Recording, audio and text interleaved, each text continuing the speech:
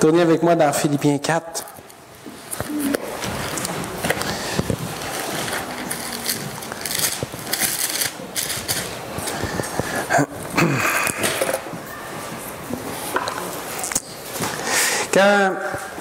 Quand on a acheté la maison où est-ce qu'on habite présentement, l'ancien propriétaire nous avait dit que la maison, les fondations de la maison ont été faites sur des pilings en bon français, donc sur des pieux.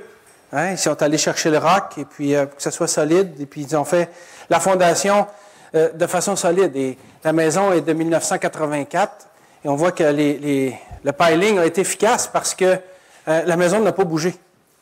Il y a des maisons, des fois, qui travaillent avec le temps un peu, mais sur du piling, apparemment que ça ne bouge pas. En tout cas, la nôtre, elle a 35 ans, 34 ans, puis elle n'a pas bougé. Donc, c'est quelque chose d'efficace d'avoir des piliers solides sur la fondation. Et ce matin, nous terminons notre étude sur l'Épître aux Philippiens.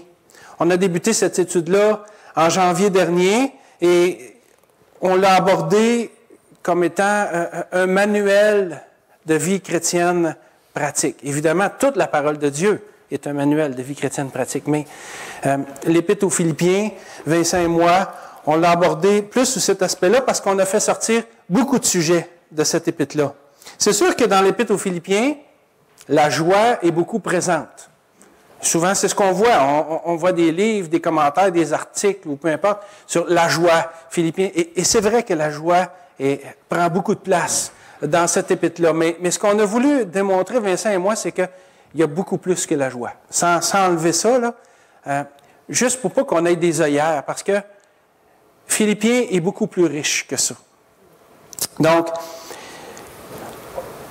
en exposant cette épître, verset par verset, comme on le fait depuis le mois de janvier, ou section par section, dépendamment des fois, on a voulu relever les différents sujets qui y sont abordés au fil du texte pour montrer à quel point l'Épître aux Philippiens est une épître riche. Elle est riche pour un croyant qui veut prendre sa vie chrétienne au sérieux. Et souvent, l'avantage de faire une étude comme ça, c'est que on avance avec le texte et on n'invente rien. Le texte dit quelque chose, alors on prend ce qui est dans le texte et on le fait ressortir. Et souvent, ça nous donne l'occasion de parler de sujets que peut-être on n'aborderait pas autrement, parce qu'on n'y pense pas, ou parce que ça ne nous touche pas, ou bon, peu importe. L'avantage d'une étude suivie, c'est qu'on peut aller chercher les richesses souvent insoupçonnées des textes et d'aborder une diversité de sujets. Donc, on a pu voir qu'en plus de la joie, l'Épître aux Philippiens nous parle aussi beaucoup d'unité. Il y a beaucoup d'unité qui est présente dans cette épître-là. Ça nous parle de prière, de foi. On a parlé d'évangélisation, de consécration aussi, de sainteté, de témoignage, de service chrétien, de l'espérance du croyant et de beaucoup d'autres sujets. Je ne les ai pas tous relevés là, mais Philippiens, c'est vraiment un petit manuel de vie chrétienne pratique. Et ce matin, on va voir les derniers versets de l'Épître, les versets 20 à 23 du chapitre 4. Et là, j'aimerais faire ressortir du texte 3 points que je considère comme étant des piliers fondamentaux de la vie chrétienne. 3 piliers sur lesquels toute la vie chrétienne devrait reposer. Et ce n'est pas les 3 seuls piliers, et je ne dis pas non plus que c'est les 3 plus importants, mais c'est les 3 qui sont dans le texte. Alors, c'est de ceux-là que je vais parler. Ces piliers-là sont la gloire de Dieu, le peuple de Dieu et la grâce de Dieu. Lisons ensemble Philippiens 4, les versets 20 à 23. Mais juste avant, on va prier. Seigneur Jésus, Seigneur notre Dieu, merci pour cette étude qu'on a pu faire au fil de la dernière année. Cette étude, Seigneur, de l'Épître aux Philippiens qui est tellement riche, Seigneur. Puis même, on a à peine abordé, on n'a pas creusé tellement profond parce que ta parole est infinie. On a abordé quelques sujets, Seigneur, et puis ces sujets-là, on ne veut pas les oublier. On veut que tu les graves dans nos cœurs. Puis que quand on va relire cette Épître aux Philippiens, qu'on ne la voit plus jamais de la même façon. Qu'on soit capable d'y voir les richesses qui y sont. Et qu'on se laisse parler, qu'on laisse ton esprit parler à nos cœurs, à chacun d'entre nous, selon ce que tu as à nous dire. Que cette épître, Seigneur, soit bénie vraiment pour nous. Et Seigneur, encore une fois, pour ce qu'on va faire ce matin, le dernier message de cette épître, bénis ta parole dans nos cœurs, Seigneur, et parle-nous selon ce qu'on a besoin d'entendre de ta part. Amen. Lisons Philippiens 4, 20 à 23. À notre Dieu et Père soit la gloire au siècle des siècles. Amen. Saluez tous les saints en Jésus-Christ. Les frères qui sont avec moi vous saluent. Tous les saints vous saluent, et principalement ceux de la maison de César. Que la grâce du Seigneur Jésus-Christ soit avec votre esprit. Au verset 20, quand Paul dit « À notre Dieu et Père soit la gloire », il fait principalement référence à ce qui vient d'être développé dans les versets précédents. C'est-à-dire que Dieu pourvoit à tous les besoins des saints. Donc, évidemment, Paul était content parce que les Philippiens ont pourvu à des dons pour lui, et ça a permis à Paul d'avoir un certain soutien alors qu'il était en prison. Mais Paul relève aussi le fait, parce qu'il dit « Dieu pourvoira à tous vos besoins ». Alors, Paul relève aussi le fait que Dieu pourvoit aux besoins de tous les saints, de tous ses enfants, sans exception. Alors, Paul, ce qu'il fait ici, à travers son remerciement, c'est une louange qu'il fait à Dieu. Paul élève la personne et la fidélité de Dieu. Vous savez, la gloire de Dieu, parce que ce que Paul fait, il dit ici, « À notre Dieu et Père soit la gloire ». La gloire de Dieu, c'est un sujet qui est vaste. C'est un sujet qui est complexe et qui comporte plusieurs aspects. Il y a même un terme théologique pour parler de la gloire de Dieu, ça s'appelle la doxologie. Et c'est sûr que pour bien comprendre la doxologie ou la gloire de Dieu, il faudra faire toute une série de messages. Parce que si vous prenez une concordance ou une Bible d'études avec laquelle il y a souvent, vous regardez gloire de Dieu, là, vous allez en avoir des colonnes et des colonnes et des colonnes, voire des pages.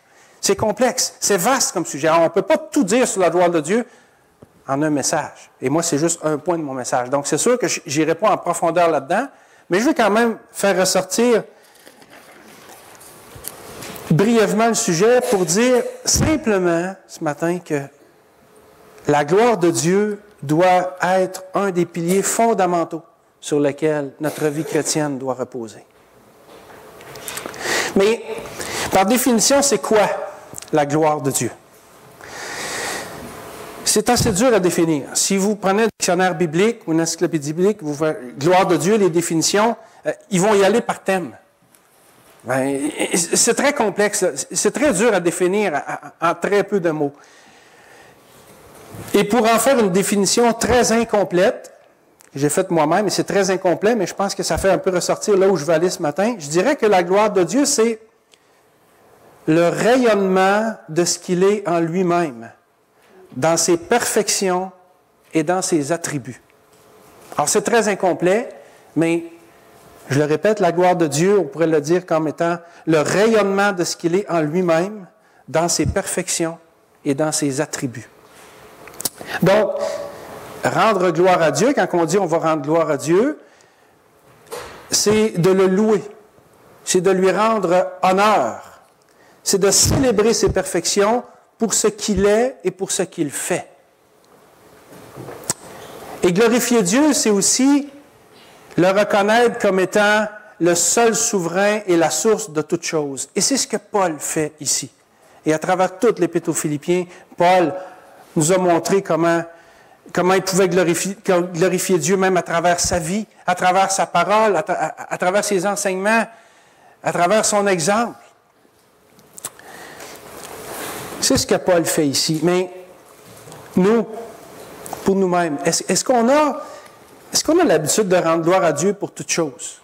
Et quand je dis pour toutes choses, là, souvent, là, écoutez, là, vous avez quelque chose, on obtient quelque chose, ça fait longtemps qu'on veut. Ah, oh, merci Seigneur, gloire à Dieu, on est content.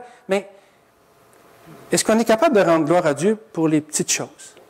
Les choses de la vie courante. Je me souviens, au début, j'étais peut-être excessif un peu, là, mais au début de ma vie chrétienne, là, je vissais une vis, puis ah, merci Seigneur, j'étais tout excité, tu sais, les petites choses, là, bien normales, mais ça plaît à Dieu, ça. Ça fait partie de la relation qu'on a avec lui.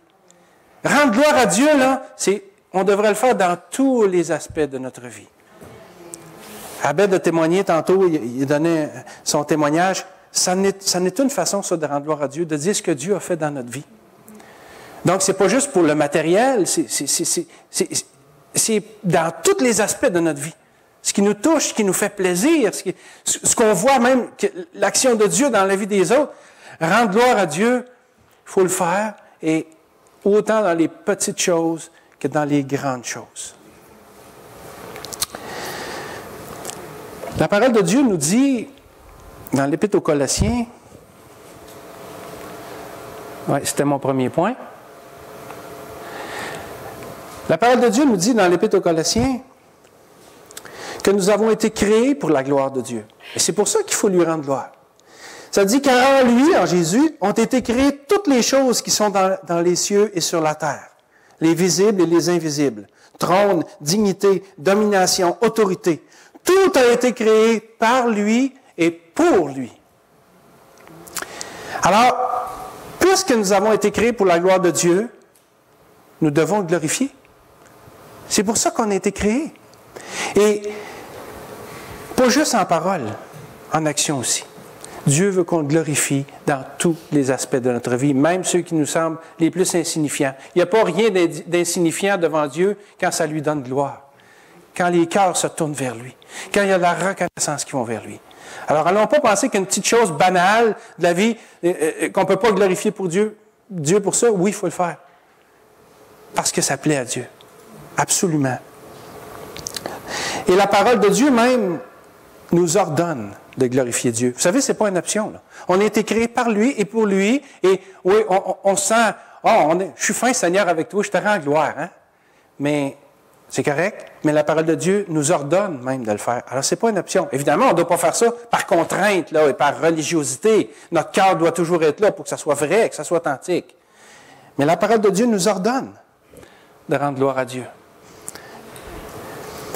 Dans 1 Chroniques 16, 28 et 29, on peut lire « Famille des peuples », c'est nous autres ça, « Famille des peuples, rendez gloire à Dieu », c'est un impératif, « Rendez gloire à Dieu, rendez à l'Éternel gloire et honneur, rendez à l'Éternel gloire pour son nom », ça c'est clair, 3 fois dans le même verset.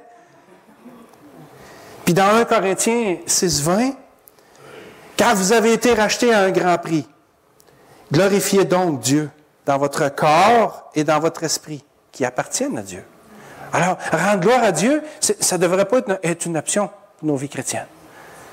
Vous savez, les gens aiment glorifier les grands de ce monde.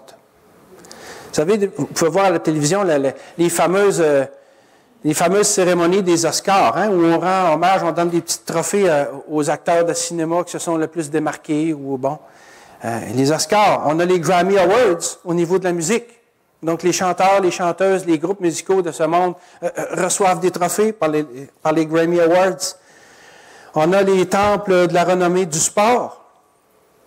Hein, on voit même, si vous écoutez le hockey, on retire des chandails parfois qui sont affichés là, dans le haut des colisées, des forums, des arénas, avec le numéro des joueurs, parce qu'on ne veut pas redonner ce numéro-là à un autre joueur parce que lui s'est démarqué. Bon, on a des temples de la renommée. Il y a les prix Pulitzer. En journaliste, tous les journalistes rêvent d'avoir un prix Pulitzer. Il y a les prix Nobel de la paix, de la science, de la chimie, de la physique. Il y a toutes sortes de reconnaissances qui se font. Et combien de gens se promènent avec des casquettes à l'effigie de leur groupe, de leur équipe de sport préférée ou de leur chanteur ou groupe de musique préféré sur des T-shirts. On aime glorifier ceux qu'on aime, ceux qui nous font du bien. On aime glorifier les grands de ce monde. Mais nous, les chrétiens, la gloire de qui ou de quoi est-ce qu'on reflète réellement dans nos vies? Pourquoi est-ce qu'on n'a pas de misère à se promener avec un beau gilet des Nordiques? Ça va à Québec, les Nordiques, ça va bien passer. Mais pourquoi est-ce que, ou de Canadiens de Montréal, ou peu importe, on n'a pas, mais on est gêné d'avoir peut-être quelque chose qui nous identifie à Jésus-Christ. Ou même si ce n'est pas un objet physique, un objet visuel, des fois, juste que les gens sachent qu'on est chrétien, ça peut nous rendre mal à l'aise. Pourquoi? Pourquoi on n'a pas de misère à rendre gloire aux grands de ce monde, à ce qu'on aime, aux gens qui nous font du bien, à ceux qu'on admire? Mais pourquoi nous, qui sommes sauvés par le sang précieux de Jésus-Christ, on a tant de misère à glorifier notre Dieu, notre Sauveur, notre Seigneur?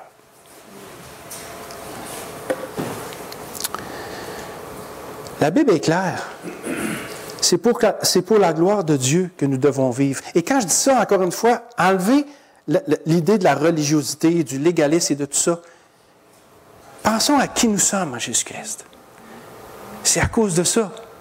Moi, là, si j'écoute une musique, là, une chanson, on aime des cantiques, on chante des chants, tout ça. Il y a des gens qui ont écrit ça. Là. Puis on les chante, puis on est content, puis on dit « Ah ouais, moi je l'aime, tel artiste. » On est enclin à le faire, c'est facile. Mais on devrait être comme ça aussi facilement être enclin à rendre gloire à Dieu. Bon, ça ne veut pas dire que si on n'est pas habitué, qu'on doit le devenir tout de suite. On peut s'exercer à ça. Ça se développe. Ça se développe. Et plus on va avoir cette conscience allumée, et plus on va avoir une proximité avec le Seigneur, plus qu'on va avoir facile à glorifier. 1 Corinthiens 10, 31 nous dit « Soit donc que vous mangiez, soit que vous buviez, soit que vous fassiez quelque autre chose, faites tout pour la gloire de Dieu. » La gloire de Dieu, là, ça devrait être un pilier fondamental de notre vie chrétienne. En Colossiens 3, 17, on peut lire « Et quoi que vous fassiez, en parole ou en œuvre, faites tout au nom du Seigneur Jésus, en rendant par lui des actions de grâce à Dieu le Père. » Wow! Est-ce que la gloire de Dieu devrait être une option pour nos vies? Non. Non. Mais, est-ce que ça vous ébranle? Est-ce que ça nous ébranle de réaliser qu'on a été créé pour la gloire de Dieu et qu'on doit vivre pour lui et non pour nous-mêmes? Est-ce que ça nous ébranle? Est-ce que ça vient nous heurter à quelque part en dedans? Dire quoi? Je suis créé pour la gloire de Dieu, moi, là? C'est parce que j'ai une vie à vivre. Hein? Est-ce que ça vient nous chercher comme ça? Ça se peut, surtout si c'est la première fois qu'on entend ça, mais je pense que la réflexion est là parce que il y a toujours des temps dans notre vie où on a le goût de vivre beaucoup plus pour nous-mêmes que pour le Seigneur. Est-ce qu'on trouve ça injuste, religieux, voire même fanatique, de vivre pour la gloire de Dieu? Vous savez, vivre pour la gloire de Dieu, ce n'est pas un discours populaire. Et ça peut même être contraignant à la limite. Mais parce qu'en général, on veut vivre nos vies pour nous-mêmes et pas pour Dieu. Et si on recherche la gloire de Dieu, on va devoir laisser le Saint-Esprit, qui habite en nous, nous amener à une meilleure sanctification. Et ça, on n'est pas enclin naturellement à faire ça. Parce que la sanctification, là, si on écoute notre propre cœur, si on écoute notre chair, si on s'écoute soi-même, on va avoir beaucoup plus tendance à la niveler vers le bas que vers le haut. C'est-à-dire qu'on a plus tendance à vouloir vivre comme le monde que selon la volonté de Dieu. Si j'ai juste une vie à vivre, là, j'ai peut-être le goût de la vivre pour moi-même. Mais à l'inverse, moi, j'essaie de me raisonner quand je me dis ça, je me dis, justement, tu n'as rien qu'une vie à vivre, vis-la pour Dieu, vis-la comme il faut. Prends les bonnes décisions tout de suite. Ça ne veut pas dire là, qu'on doit avoir une vie plate et jamais penser à nous autres. C'est pas de ça qu'il s'agit là. C'est que notre vie doit être appuyée sur la gloire de Dieu. Puis de toute façon, si notre vie est appuyée sur la gloire de Dieu, si la gloire de Dieu est quelque chose d'important pour nous, notre vie ne sera pas plate, on va être tellement content. On va être dans la joie, exactement. Parce que de glorifier Dieu, ça va faire notre joie, ça fait la joie de Dieu, puis c'est une roue qui tourne. Aujourd'hui, c'est pas rare, vous savez, de voir des chrétiens vivre en concubinage. Ou de voir notre jeunesse chrétienne sortir dans les bars et fêter avec les jeunes qui ne sont pas chrétiens. Faire la même chose qu'eux. Puis avec la légalisation du cannabis qui s'en vient, les choses ne s'amélioreront pas. Plus ça va, plus le monde entre dans l'Église. Il y a quelqu'un qui a déjà dit, ce qui se fait dans le monde, là, 6-7 ans après, c'est rendu dans l'Église. Et je pense qu'il y a du vrai là-dedans. Oui, mais là, je reviens au cannabis, mettons. Oui, mais là, c'est légal. C'est légal. Oui, c'est peut-être légal, mais est-ce que ça honore Dieu, ça, là? Est-ce qu'un chrétien devrait consommer du cannabis parce que c'est légal? Oui, mais on prend de la boisson. Oui, mais attendez un peu, là. Est-ce que la parole de Dieu ne dit jamais qu'on ne peut pas prendre de boisson? Elle dit, ne vous enivrez pas. Pas pareil, ça. Mais est-ce qu'on peut prendre un joint sans terme gelé? mais c'est là. Elle est là, la réflexion, là. Alors, je peux prendre une bière, 2 bières ou un verre de vin, puis ça va, mais si je fume du pot, là, ben, je vais tomber gelé, je suis automatiquement enivré. C'est là que c'est pas correct. Et là, la différence. C'est quoi la volonté de Dieu? Parce que quand on fait ça, il faut être conscient aussi de pourquoi on fait ça. Parce que quand on fait ça, on n'est plus nous-mêmes. Souvent, là, autant la boisson que la drogue, là, on n'a plus d'inhibition. En tout cas, ça baisse. On n'a plus de filtre. Hein? On est bien plus facile à dire des choses qu'on ne dirait jamais autrement. On n'a plus de filtre. On n'a plus d'inhibition. Il y en a qui font des choses atroces, qui ont honte là, quand ils dégrisent. Là. On doit rejeter ces choses-là parce que ça nous amène au péché et que ça ne glorifie en Dieu. Ça ne glorifie Dieu en absolument rien. Je sais que ce n'est pas un discours populaire, puis de plus en plus, ce n'est pas populaire. Mais c'est pas moi qui le dis, c'est la parole de Dieu. Et si ce n'est pas populaire, posons-nous la question, est-ce que parce que c'est religieux, fanatique, légaliste, ou c'est parce que je nivelle ma sainteté vers le bas plutôt que vers le haut? C'est ça la vraie question. C'est ça la vraie question.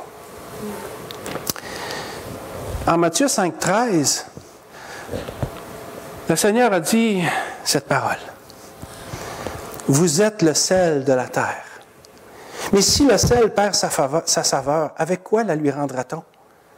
Il ne sert plus qu'à être jeté dehors et foulé aux pieds par les hommes. Vous êtes la lumière du monde.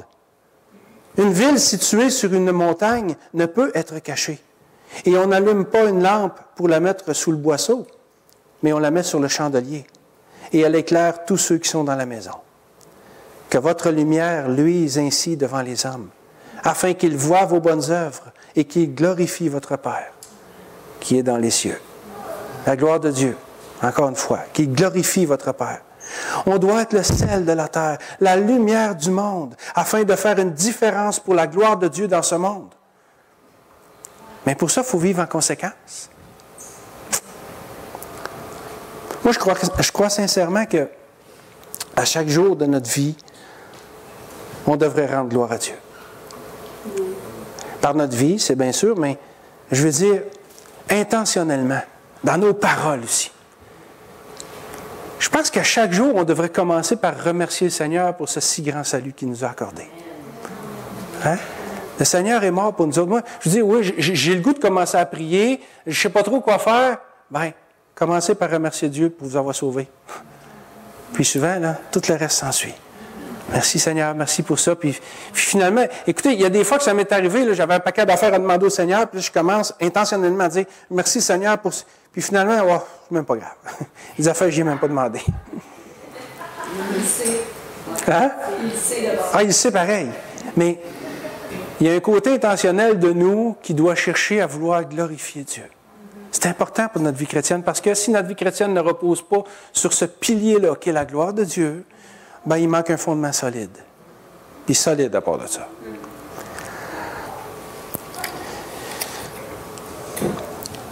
Le Seigneur Jésus, le salut qu'il nous a accordé, là, il nous l'a accordé au prix de l'humiliation, de la torture et de la mort. Alors, je pense qu'à cause de ça, là, on ne devrait jamais oublier qui nous sommes en Jésus-Christ. Le Seigneur, là, le Fils de Dieu qui a délaissé sa gloire, on a vu ça en Philippiens 2. Il a délaissé sa gloire pour un temps, pour venir sur la terre, pour être humilié, pour être torturé, pour être mis à mort. Hey, c'est pas rien, là. C'est Dieu lui-même. On ne devrait jamais oublier ça. Puis ça va nous donner une perspective différente de la chose. Alors, oublions à chaque jour de notre vie, n'oublions jamais qui nous sommes en Jésus-Christ et ce que Christ a fait pour nous racheter, pour faire de nous son peuple, ses enfants, héritiers du royaume de Dieu et bénéficiaires des plus grandes et glorieuses promesses que l'univers ne connaîtra jamais. N'est-ce pas? Amen? Alors, on devrait rendre gloire à Dieu quotidiennement pour son salut, mais aussi pour tout ce qu'il nous donne, les petites choses comme les grandes. Est-ce que je dois rendre gloire à Dieu pour, je ne sais pas moi, un sac de farine qu'il me donne? Mais pourtant, c'est pas quelque chose d'essentiel, c'est juste une petite affaire. Est-ce que c'est correct de rendre gloire à Dieu pour ça? Regardez ce que nous dit la parole de Dieu. Je recule-tu, moi? OK. Il faut avancer dans la vie, il ne faut pas reculer. Et voilà. Donc, dans l'Ecclésiaste, au chapitre 5 et au verset 18, il y a ce verset qui nous dit « Mais si Dieu a donné à un homme des richesses et des biens, s'il l'a rendu maître d'en manger, d'en prendre sa part et de se réjouir au milieu de son travail, c'est là un don de Dieu. » N'est-ce pas? Tout ce qu'on a. Si Dieu nous donne des richesses, bien, les petites choses viennent de lui aussi. C'est là un don de Dieu. Et qu'est-ce qu'on fait quand Dieu nous donne quelque chose? On le remercie, n'est-ce pas? Apprenons à glorifier Dieu, à le remercier pour tous les aspects de notre vie. Pour les petites choses comme les grandes. Parce que même les petites choses, si Dieu ne veut pas qu'on l'aille, on ne l'aura pas. Seigneur, voyons, je suis capable d'avoir ça. Mettez-les pas au défi. Dieu permet absolument tout dans notre vie. Tout ce que Dieu nous donne devrait être pour nous un sujet de reconnaissance envers lui. Et pas seulement concernant les choses essentielles, mais concernant absolument tout, parce que tout vient de lui. La bourse que tu as eue, elle vient du Seigneur. Hein? C'était peut-être une grande chose pour toi, la bourse que tu as eue. Mais la personne qui a eu l'idée de t'inscrire, c'était peut-être une petite chose pour elle. Et ça venait de Dieu. Puis tu as été béni, puis, n'est-ce pas? Toutes choses viennent de Dieu. Apprenons à glorifier pour ça. Les gens du monde savent être reconnaissants envers ceux qui leur font du bien.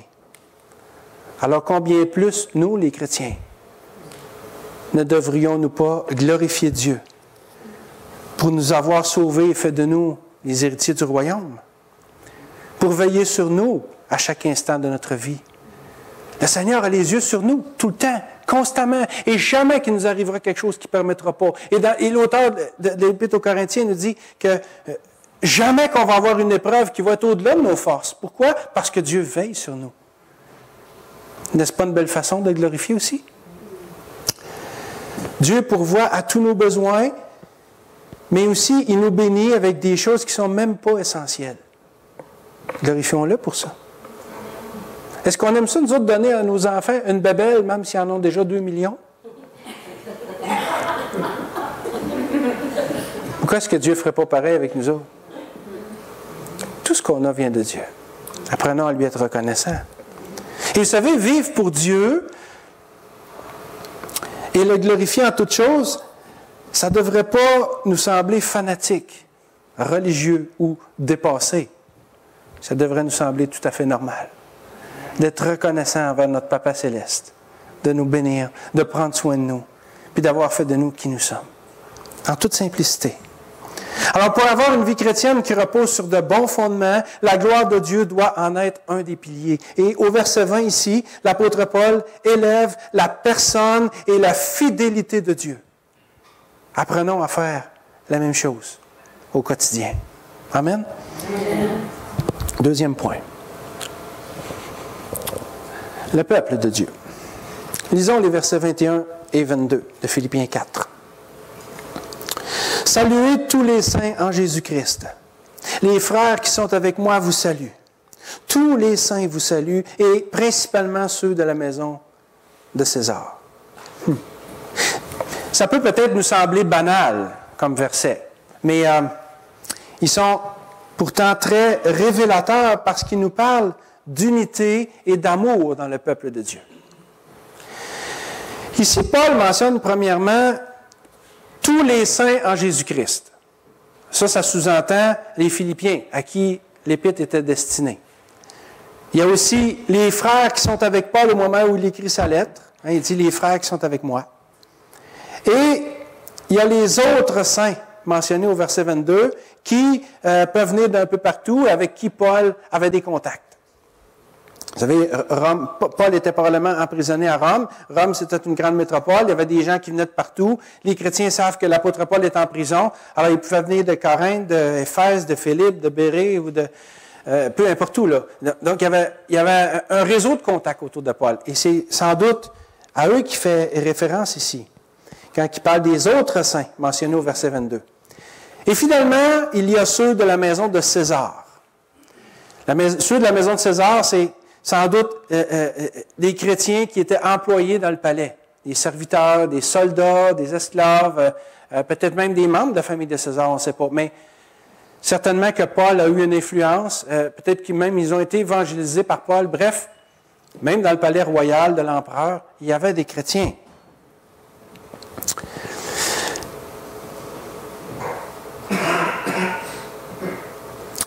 On aperçoit ici une certaine unité dans le corps de Christ, parce que les salutations viennent de part et d'autre, mais pourquoi Paul dit-il au verset 21, « Saluez tous les saints en Jésus-Christ », parce qu'on peut se saluer, hey, « Salut, eux autres te saluent », mais la mention ici est très importante. « Saluez tous les saints », on a vu qu'il commençait à en avoir pas mal d'un peu partout, « en Jésus-Christ ». Ben, c'est parce que Christ, c'est le lien qui unit tous les croyants. C'est le dénominateur commun. Nous sommes le peuple de Dieu. Nous sommes l'Église du Dieu vivant. Nous sommes le corps de Christ. Nous sommes l'épouse de Jésus-Christ. C'est toutes des expressions que la parole de Dieu emploie pour parler des croyants. Donc, ce qui nous unit, c'est Christ. Pourquoi? Parce que nous sommes son peuple. Nous sommes son peuple. Alors, c'est en lui que nous devons nous saluer. L'unité du peuple de Dieu doit être un pilier fondamental de la vie chrétienne aussi, parce que le peuple de Dieu, là, il est chéri par Dieu. Le Seigneur aime son peuple. Il a donné sa vie pour son épouse, pour son Église. Il en prend soin. Il donne les plus belles promesses. Alors, nous qui faisons partie du peuple de Dieu, nous devrions chérir le peuple de Dieu. Autant que le Seigneur. On ne pourra jamais autant que lui, mais de toute notre force. C'est certain. Vous savez, si j'aime pas mon frère et sœur dans la foi, si je méprise les autres chrétiens, il y a quelque chose que je n'ai pas compris. L'apôtre Jean nous dit que si l'amour de Christ, si on n'aime pas nos frères, l'amour de Christ n'est pas en nous. On a le Saint-Esprit qui est en nous, qui nous attire vers les autres croyants. Alors, si les autres croyants m'enragent juste parce que c'est d'autres croyants, là, il y a quelque chose qui ne marche pas. Là. Je suis peut-être bien mieux de retourner au pied de la croix et de me repentir parce que c'est pas normal. Le peuple de Dieu doit être quelque chose de précieux pour les enfants de Dieu. On est une famille. Si dans ma famille, je commence à haïr mes frères et sœurs, il y a quelque chose qui ne marche pas. Là. On n'est pas parfait, mais on est une même famille. La famille, il y a, hein? On dirait les Italiens. C'est important, ça. Alors, l'unité du peuple de Dieu doit être un pilier fondamental de la vie chrétienne. Parce que Jésus veut que son peuple soit un en lui. Et quand je parle d'être un, je ne parle pas de tout penser pareil, puis tout être d'accord sur tous les sujets, puis c'est pas ça. Mais c'est d'être... L'unité puis la conformité, c'est pas pareil, ça. Dans l'unité, on peut avoir nos différences. Il faut savoir se respecter là-dedans. Mais on doit être un. Juste le fait que cette personne-là, c'est mon frère ou ma sœur en Jésus-Christ, là, ça devrait déjà m'amener un point de plus à dire, bon, ben écoute, je vais faire un effort ou c'est mon frère, c'est ma sœur. Juste le fait de savoir que quelqu'un est chrétien, même si je ne suis pas d'accord avec lui ou avec elle sur un point ou sur un autre, je devrais quand même avoir une attitude différente à son égard parce que c'est mon frère et c'est ma sœur et parce que Jésus-Christ a payé le même prix pour lui et pour elle que pour moi. Il n'a pas payé plus cher, il n'a pas payé moins cher, il a payé le même prix. On est de la même valeur aux yeux de Dieu. Alors, à cause de ça, là, on devrait apprendre à s'aimer davantage, à être unis davantage. Puis ce qui est beau, c'est qu'à travers le monde, on est une grande famille. Hein? Abednego est parti d'Haïti. Santa est parti de Madagascar, et il y en a d'autres qui viennent un peu partout. Ils arrivent ici et ils trouvent des frères et sœurs en Jésus-Christ. Ce n'est pas les kilomètres qui nous unissent, c'est le Seigneur Jésus. Même si les kilomètres sont grands entre nous, n'est-ce pas? Partout ce qu'on va à travers le monde, on a une famille. Soyons reconnaissants de ça. Rendons gloire à Dieu pour ça, puis chérissons le peuple de Dieu. Apprenons à aimer et à chérir le peuple de Dieu parce que c'est un des fondements principaux. Un des piliers principaux de la vie chrétienne. Et ça, c'est tout à la gloire du Seigneur Jésus. Mais ce que je trouve dommage, c'est qu'il y a des individus qui s'infiltrent, parfois, et ça a toujours été, à l'intérieur du peuple de Dieu pour essayer de diviser les croyants. Au fil des années, j'ai rencontré quelques-uns de ces individus-là que j'appelle des loups ravisseurs, pour employer l'expression de Matthieu 7,15. Et ce qu'ils font, ces gens-là, ces loups ravisseurs, ou ailleurs, c'est appelé des faux docteurs ou des faux prophètes, etc. Ce qu'ils font, c'est qu'ils veulent diviser le corps de Christ. Ils veulent que les croyants s'éloignent les uns des autres. Et souvent, ce qu'ils vont faire à croire, c'est que l'Église locale n'est pas biblique. Et je sais qu'il y en a dans la région ici, c'est pour ça que j'en parle. Pour certains de ces loups ravisseurs-là, pour la majorité, l'Église locale n'est pas biblique. Pourtant, l'Église locale est à la base de tout le Nouveau Testament. Le livre des Actes, il nous raconte comment l'Évangile a commencé à se répandre à travers le monde et comment les églises ont été formées un peu partout. Oui, c'est sûr que l'Église... Là, on sort souvent l'argument « l'Église, c'est pas un bâtiment, l'Église, c'est le tout... » Écoutez bien, là, on peut-tu faire la part des choses, là? L'Église, regardez dans le dictionnaire, c'est aussi un bâtiment fait de pierre et de bois. C'est un nom qu'on donne. On sait bien que l'Église de Dieu, avec un grand E, c'est l'ensemble de tous les croyants du monde. Mais on a le droit aussi d'appeler un bâtiment dans lequel une partie de l'Église se réunit, on a le droit d'appeler ça une Église. C'est pas un péché, ça, là. C'est pas une hérésie, là. Il faut faire la part des choses. Et je trouve ça faible comme argument. Pour les gens, ne va pas là, ils sont de l'Église. C'est mal intentionné. Le livre des Actes nous montre comment est-ce que les églises locales sont bibliques. Il y a plusieurs épîtres, comme l'épître aux Philippiens, qu'on finit l'étude ce matin, qui étaient destinées à des églises locales. C'est l'épître aux Philippiens. Oui, c'est lu par tous les autres croyants, mais les Colossiens, les Philippiens, ils étaient destinés à des églises locales, donc à une partie des croyants qui se réunissent à tel ou à tel endroit. C'est juste ça, l'église locale. On ne peut pas avoir une réunion. Il y a des millions de croyants à travers le monde. On ne peut pas tous se réunir. C'est correct là, qu'on se mette en petits groupes dans un endroit. Là. Il n'y a rien qui n'est pas biblique là-dedans. Le Nouveau Testament prescrit même d'établir des anciens et des diacres sur les églises qui ont été fondées. Et même, il donne les caractéristiques que doivent posséder les anciens et les diacres. Si l'Église locale n'était pas biblique, pourquoi est-ce que le Nouveau Testament en parle? Puis pourquoi est-ce que le Nouveau Testament nous dit d'établir des diacres, des anciens, des surveillants, et qu'il dit, voici quels critères ils doivent avoir? Non, l'Église locale, c'est pleinement biblique, là. Les églises du premier siècle étaient même organisées. Parce que souvent, ce que vous allez voir pour ceux qui dénigrent l'Église locale, vont dire, là, les organisations, puis là, les systèmes, puis les affaires, ça, c'est pas biblique, c'est pas de Dieu. C'est parce que les églises du premier siècle avaient une certaine organisation. On ne sait pas tout, mais on sait qu'il y avait des listes des veuves. Il y avait des collectes qui étaient faites pour d'autres églises. Il y avait des principes d'ordre, des principes de discipline. C'est des choses qu'on attribue à l'Église locale, ça, là. En Acte 19, on voit même que Paul a enseigné pendant 2 ans dans l'école d'un certain Tyrannus. C'est une Église locale. Alors, le fait de dire que de se réunir dans un endroit qui est une Église locale, c'est pas biblique, c'est pas de Dieu, là, ça n'a aucun fondement biblique, ça n'a aucun sens. C'est juste mal intentionné de la personne qui le dit, de la part de ces loups ravisseurs-là. L'Église locale, c'est une mini-représentation de l'Église universelle, et c'est Dieu qui a voulu ça. L'Église locale est inventée par Dieu. Et c'est pas parce qu'on se réunit dans un bâtiment et qu'on est organisé qu'on n'est pas biblique. Alors, ceux qui vous disent de sortir des églises, là, sont des loups ravisseurs. Ni plus ni moins. Ils sont des loups ravisseurs, puis ils veulent vous attirer vers eux pour dominer sur vous, tout simplement.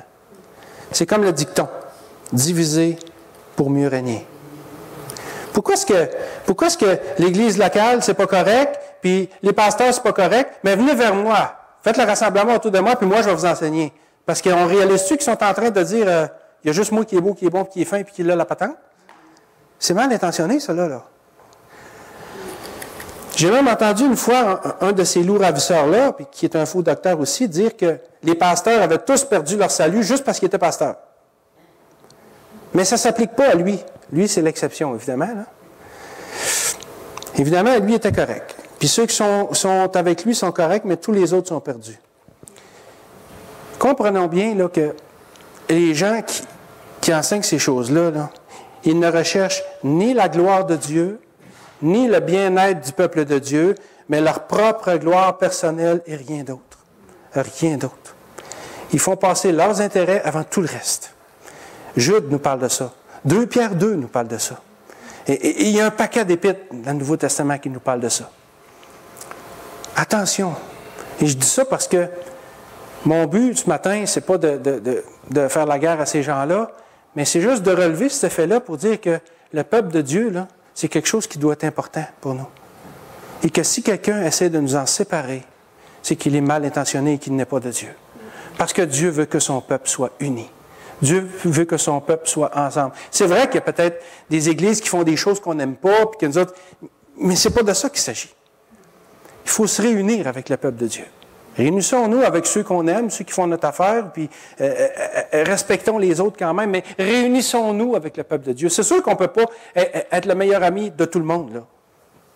Mais le peuple de Dieu doit être quelque chose de précieux, quelque chose que l'on chérit de tout notre cœur, parce que c'est ce que le Seigneur Jésus fait.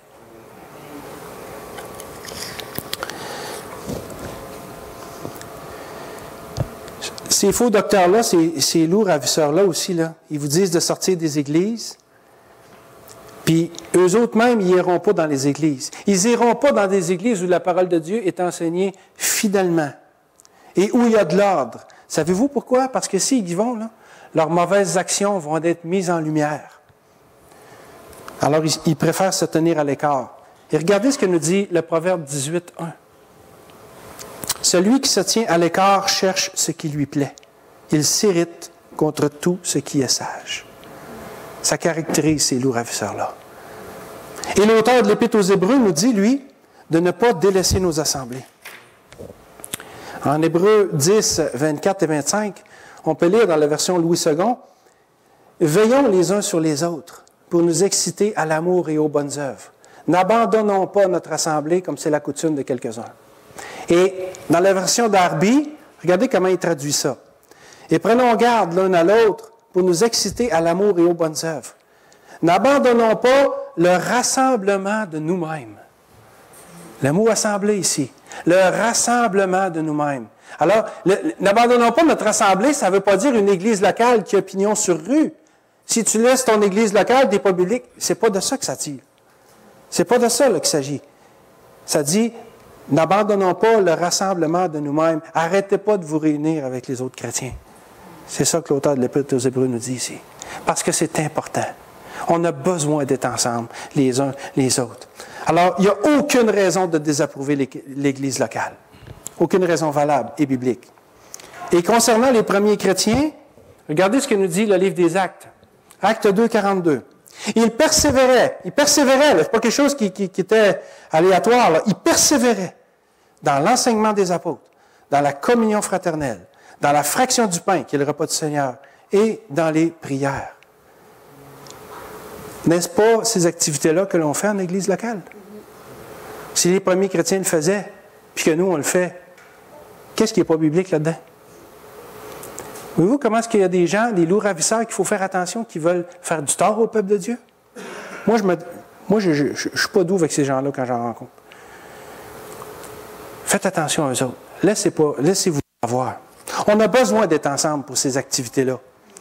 Mais on a besoin aussi d'être ensemble pour rire, pour pleurer, pour s'encourager, pour se faire des réprimandes s'il le faut, pour veiller les uns sur les autres, pour être un témoignage par l'amour que nous avons les uns pour les autres. Hein? Jean 13, 35.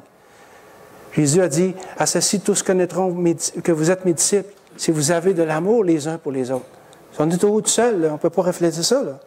On a besoin d'être ensemble parce que la parole de Dieu nous l'affirme. Et regardez toutes les fois que l'expression « les uns les autres » ressort dans le Nouveau Testament, vous allez voir que les uns les autres, ça veut dire les uns les autres. Ça veut dire qu'on a besoin d'être ensemble. Nous sommes le peuple de Dieu, alors restons attachés aux uns, les uns aux autres. Et ne laissons rien ni personne chercher à nous isoler du corps de Christ parce que ce ne serait pas de Dieu. Ce ne serait pas de Dieu. Et ceux qui le font, ils le font pour leur propre intérêt et au détriment de la parole de Dieu, ce qui est encore pire. Christ a aimé son peuple, son Église, dont nous faisons partie, et pour laquelle il a donné sa vie. Alors, à l'exemple des saints mentionnés ici, en Philippiens 4, 21 et 22, qui venaient d'un peu partout, recherchons la communion les uns avec les autres. Apprenons à nous saluer, à nous aimer, Apprenons à être bien ensemble, à se respecter malgré nos divergences d'opinion peut-être. Apprenons, recherchons la communion les uns avec les autres. La communion avec le peuple de Dieu, parce que le peuple de Dieu et être et rester en communion avec le peuple de Dieu, c'est un des piliers fondamentaux de la vie chrétienne. Troisième point, la grâce de Dieu. Lisons le verset 23. Que la grâce du Seigneur Jésus-Christ soit avec votre esprit. L'Épître avait commencé avec la grâce et elle se termine par la grâce.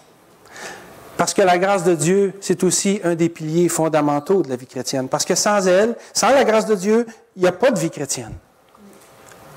Depuis le jour où l'apôtre Paul avait rencontré le Seigneur Jésus sur la route de Damas et qu'il s'est converti, sa vie n'a plus jamais été la même. Jamais. Et si l'apôtre Paul a pu dire en Philippiens 1, 21, « Car Christ est ma vie et la mort m'est un gain », c'est parce qu'il avait compris ce qu'est la grâce de Dieu. Et si Paul a pu dire en Philippiens 3, 8, qu'il regarde toute chose comme une perte à cause de l'excellence de la connaissance de Jésus-Christ, c'est à cause de la grâce de Dieu. Et si l'apôtre Paul a pu dire en Philippiens 4, 13, « Je puis tout par celui qui me fortifie », c'est encore à cause de la grâce de Dieu, etc. Toute l'Épître aux Philippiens est imprégnée de la grâce de Dieu et du Seigneur Jésus. D'ailleurs, le nom du Seigneur Jésus revient plus de 40 fois dans cette épître-là, parce que Christ en est le thème central. Christ est omniprésent dans l'Épître aux Philippiens, comme dans toutes les Écritures d'ailleurs. Et c'est pour ça que nous avons abordé l'Épître aux Philippiens comme étant sous le thème d'un manuel de vie chrétienne pratique. Parce que Christ est présent, que la grâce de Dieu, et qu'on a tous les piliers, on a beaucoup de choses, beaucoup de matériaux pour construire notre vie chrétienne à travers l'Épître aux Philippiens. C'est une épître vraiment extraordinaire. Et c'est vraiment en l'étudiant et en l'enseignant que je m'en suis rendu compte. La grâce de Dieu sur laquelle repose notre vie chrétienne est le pilier, je crois, le plus important. La grâce de Dieu doit être le pilier le plus important, parce que sans la grâce de Dieu en Jésus-Christ, il n'y a pas de pardon des péchés. Et s'il n'y a pas de pardon des péchés, il n'y a pas de salut. La grâce de Dieu en Jésus-Christ, c'est le plus grand thème de tous les temps, et Paul la mentionne encore ici. Il commence l'épître par la grâce de Dieu, et il termine l'épître par la grâce de Dieu. Au moment où Paul achève d'écrire cette lettre-là, il est enchaîné à un soldat. Vincent nous avait parlé de ça. Enchaîné à un soldat, jour et nuit. Les chaînes en serrent peut-être son poignet, mais c'est pas grave, parce que l'esprit de Paul est libre. Totalement libre. Son cœur est joyeux au point qu'il écrive en Philippiens 4.4, « Réjouissez-vous toujours dans le Seigneur. » Je le répète, réjouissez-vous. Hey, il était-tu sénile, lui, là? Attaché après un gardien jour et nuit, puis non, la vie est belle. Réjouissez-vous dans le Seigneur. Pourquoi? Parce que Paul vivait pleinement la grâce de Dieu. Paul jouissait pleinement de la communion du corps de Christ parce que les gens prenaient soin de lui. Paul était conscient de tout ça et il rendait gloire à Dieu constamment. Et il disait aux Philippiens, « Soyez toujours dans le Seigneur parce que ce que j'ai, vous l'avez aussi. » Réalisez-le, mettez-le en pratique. C'est ce que Paul voulait dire aux Philippiens et aux croyants de tous les temps par la suite. Si Paul a pu dire ça, c'est à cause de la grâce de Dieu. L'esprit de Paul est libre parce qu'il sait qu'il appartient à Christ et que rien ni personne ne pourra jamais changer ça. Jamais. Paul avait écrit aux croyants de l'Église de Rome, en Romains 8, 33-35, « Qui accusera les élus de Dieu? C'est Dieu qui justifie. Qui les condamnera? Christ est mort. Bien plus, il est ressuscité. Il est à la gloire, à la droite de Dieu. Il intercède pour nous. Qui nous séparera de l'amour de Christ? Sera-ce la tribulation, ou l'angoisse, ou la persécution, ou la faim, ou la nudité, ou le péril, ou l'épée? » La réponse est non. Il n'y a rien qui va nous séparer. C'est pour ça que Paul disait, « Wow, la grâce de Dieu est extraordinaire. Rendez gloire à Dieu. Vivez ça ensemble, puis soyez joyeux. » À cause de la grâce de Dieu, par la grâce de Dieu, l'apôtre Paul est libre. Il n'est pas enchaîné par la peur des hommes. Il était peut-être enchaîné un soldat, mais il n'y avait rien qui lui faisait peur. Il n'est pas enchaîné par la peur des hommes, parce qu'il sait que Dieu est au contrôle des événements. Il n'est pas enchaîné par la peur de la mort, parce que Jésus est son sauveur et que Jésus a versé son sang pour lui. Et que ce sang-là le justifie devant Dieu. Paul est libre.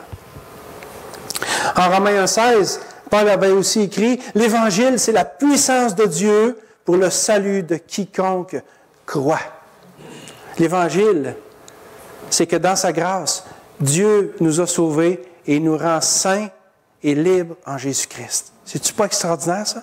Il n'y a rien qui peut nous enchaîner quand on appartient à Christ. Ah, rien, rien, rien, rien. L'Évangile, c'est une puissance de Dieu par laquelle des hommes pécheurs sont justifiés, c'est-à-dire rendus justes devant Dieu. Le pire des malfaiteurs peut être justifié devant Dieu par le sang de Christ. Et ça rend libre n'importe qui. Le pire des malfaiteurs comme la meilleure des personnes. Les deux ont un point commun. Ils ont besoin de la grâce de Dieu. Voulez-vous de cette grâce de Dieu pour vous-même? Si vous ne l'avez pas ce matin, est-ce que vous la voulez? Le salut que Dieu vous offre pour l'éternité est à votre portée. Et pour l'obtenir, vous n'avez pas besoin d'aller en prison. Vous êtes déjà en prison. Libérez-vous. Libérez-vous spirituellement de toutes vos entraves, de toutes vos peurs, de toutes vos craintes. Laissez Christ vous rendre libre malgré les circonstances extérieures. Tout ce que vous avez à faire, c'est absolument rien. Parce que Jésus a tout fait à votre place. C'est pas extraordinaire, ça? Wow, un beau moyen de rendre... Une belle façon de rendre... Il faut rendre gloire à Dieu pour ça. Christ a tout fait à notre place. Christ veut faire tomber les chaînes de notre esclavage, de tout ce qui peut nous retenir captifs, pour nous rendre libres en Jésus-Christ. Libre de savoir que quand je vais mourir, je vais être dans sa présence. Libre de savoir que durant cette vie, il n'y a rien qui va m'arriver que Dieu ne sait pas déjà, puis que Dieu ne contrôle pas déjà. Libre de savoir que je n'ai pas besoin d'avoir peur de personne, parce que si Dieu est pour nous, qui sera contre nous? Libre de tout, parce que qui accusera les élus de Dieu? Quelle liberté nous avons en Jésus-Christ, n'est-ce pas? Voulez-vous de cette liberté pour vous-même? C'est à votre portée ce matin. Tout ce que vous avez à faire, c'est de l'accepter avec foi et repentance. La foi, parce que vous devez croire que ce que Jésus a fait sur la croix, c'est pour vous sauver parce que vous en aviez besoin. Et vous devez croire que vous ne pouvez rien faire par vous-même, mais juste de l'accepter. Et la repentance, parce qu'il ne s'agit pas juste de prendre ça comme si ça nous donne un plus. Il s'agit d'accepter ça comme si c'était tout et que tout le reste est rien. C'est tout ou pas tout. Je dois me repentir devant Dieu. Je dois aller vers le Seigneur et lui dire, Seigneur, ma vie t'appartient. Donne-moi ta grâce. Brise les chaînes de tout ce qui me retenait captif jusqu'à maintenant. Je veux t'appartenir. Dites dans votre cœur, dans votre âme, dans votre conscience que vous voulez de Jésus-Christ. Dites-lui que vous voulez lui appartenir. Dites-lui que vous voulez bénéficier de sa grâce, de la communion au peuple de Dieu et que vous allez lui rendre gloire pour le restant de votre vie. C'est les trois piliers qu'on a dans le texte ce matin. Et c'est ce que Christ vous offre si vous n'êtes pas déjà à lui. Et si vous êtes déjà à lui, faites un reset pour revenir à la base. Parce que c'est important. Voulez-vous de la grâce de Dieu? Dieu vous l'offre ce matin. Dieu vous l'offre ce matin. Seigneur Jésus, ma prière, c'est que si quelqu'un ici ce matin ne t'appartient pas, mais qui veut le faire, Seigneur, amène-le à toi, attire-le à toi. Sauve-le, Seigneur. Fais-nous voir ta puissance, Seigneur Jésus. Fais-nous voir ta puissance. Agis. Que ton esprit le convainque, cette personne-là, de péché, de justice, de repentance, de jugement. Et Seigneur, que cette personne-là puisse venir nous voir et dire, je suis maintenant ton frère, ta sœur, mon Seigneur. Parce que Christ a brisé les chaînes de tout ce qui me retenait. Seigneur, sauve ce matin. Sauve à travers cette Église et peut-être aussi sur Internet des gens qui vont écouter ailleurs le message, que ça peut parler aussi à leur cœur. Mais Seigneur, que tu ajoutes au peuple de Dieu ce matin. C'est là ma prière. La Bible dit, en Tite 2:11, « Car la grâce de Dieu, source de salut pour tous les hommes, a été manifestée. » Wow! La grâce de Dieu a été manifestée. Et cette grâce est la source du salut pour tous les hommes. En êtes-vous bénéficiaires ce matin? Est-ce que c'est pour vous? C'est pour vous que Christ a fait ça. Acceptez-le.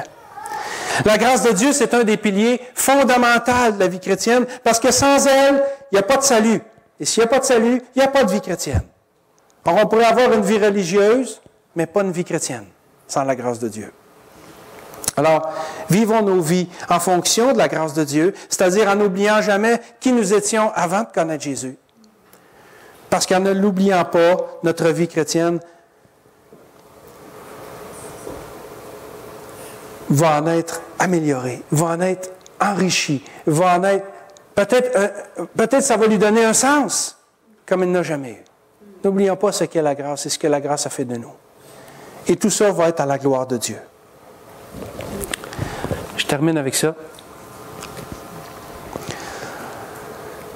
On a maintenant terminé notre étude sur l'Épître aux Philippiens, mais cessons pas d'utiliser ce manuel de vie chrétienne pratique, parce que l'étude de la Bible n'a pas seulement pour but qu'on apprenne des choses, mais pour qu'on la mette aussi en pratique. C'est ce que Jacques 1,22 nous dit. Il ne s'agit pas seulement d'écouter, mais de mettre en pratique la parole de Dieu. Et les 3 piliers qu'on a vus ce matin doivent être à la base de notre vie chrétienne. Parce que la gloire de Dieu, le peuple de Dieu et la grâce de Dieu ne font pas partie de ces fondements. Si ce n'est pas là, notre vie chrétienne, si ça ne fait pas partie de ces fondements, notre vie chrétienne ne repose pas sur quelque chose de solide.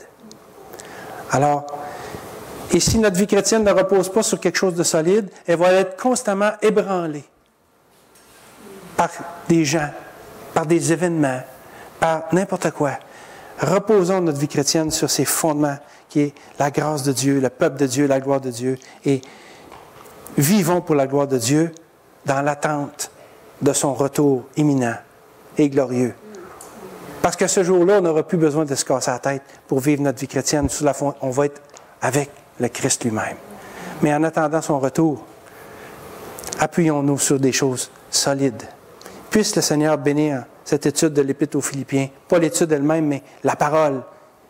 Et ce qu'on ressort de la parole, ce que Dieu a pour nous, puisse-t-il bénir ça dans nos cœurs pour le reste de notre vie et faire de nous de meilleurs chrétiens.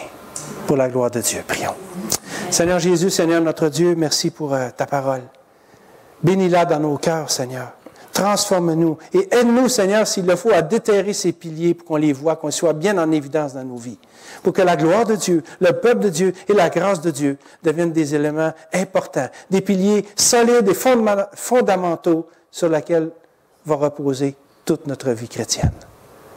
Sois béni, Seigneur, en toutes choses. Amen. Merci Tony, merci tout le monde. Bonne semaine. Puis juste avant...